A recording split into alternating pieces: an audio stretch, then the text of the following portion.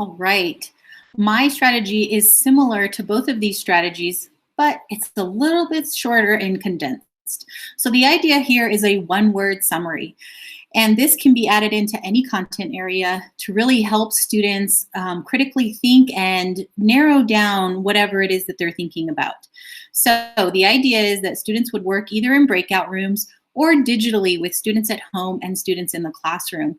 They would each have an assigned role. Either you're the recorder or the reporter, and again, these roles can be flipped and switched. So the idea is that after reading a text, watching a short video, or creating an image from content, students will work together to decide what is one word to be able to describe this. Now again, the word does not have to come directly from the content. The word can be any word that they associate with whatever content they're just looking at. The difference is that now they have to defend it. And they can defend it either in writing, verbally and in whole group setting, or as a recording for others to view later. When students return to the breakout room or from the breakout room into the whole group, this is where they're going to be able to share those ideas and really build some vocabulary and some learning knowledge together. The teacher can either call on a group to share their idea, or even better, call on another group to have to explain the other group's ideas or thinking. This also works really well in partnering out, where maybe I have one idea to summarize my one word, and Rachel has a different idea. But somehow I have to now make sense of Rachel's idea, really stretching my ideas and my thinking around whatever text or content I just worked with. And always the opportunity for all students to be able to record in their writing journals. So let's practice. Today we're going to learn about birds. Who doesn't love a good bird in winter? So we're going to watch this really quick video, and we'll probably only watch 1 minute or 30 seconds of it. Let's see about some birds. Look, up in the air. It's a bird. It's a plane. No, it's a bird.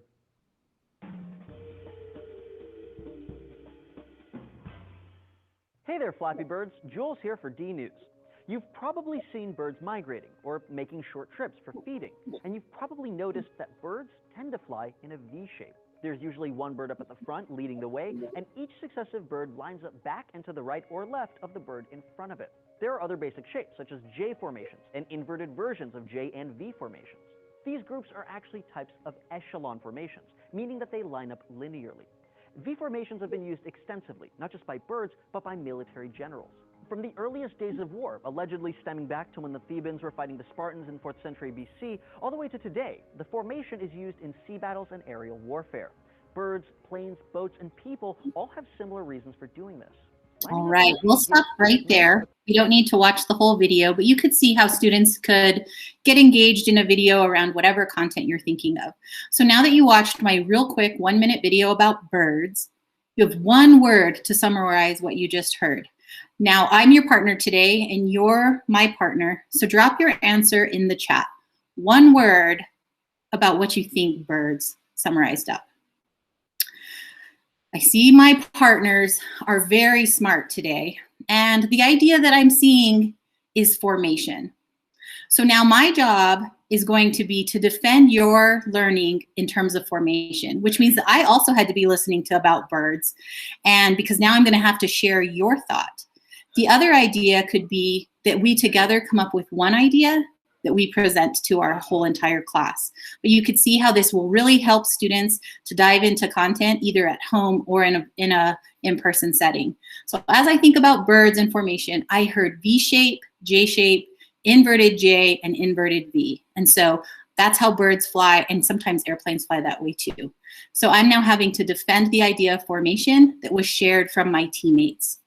This could work as a Flipgrid opportunity for students at home working asynchronously. Everybody's watching the same video, and all students are able to respond and defend each other. Now with short videos added into Flipgrid as well, I could defend each of my students, or I could say today you have to defend 2 learning ideas from a one-word summary. Using a Jamboard could easily work this way as well, where you're typing in ideas, possibly creating word clouds or all the collective ideas, and then I'm going to choose one of those ideas to go deeper in.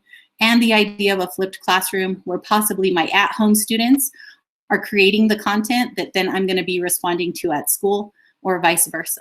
So you could see the one-word summary has a lot of possibilities to bring students together in either a hybrid or a virtual learning opportunity. The way that this can be altered is thinking of additional ideas. How can you take that one-word summary and apply it to all content areas? Or maybe build your one-word summary into possibly a 5-word summary or a 6-word summary. I've even seen this done in terms of a $2 summary.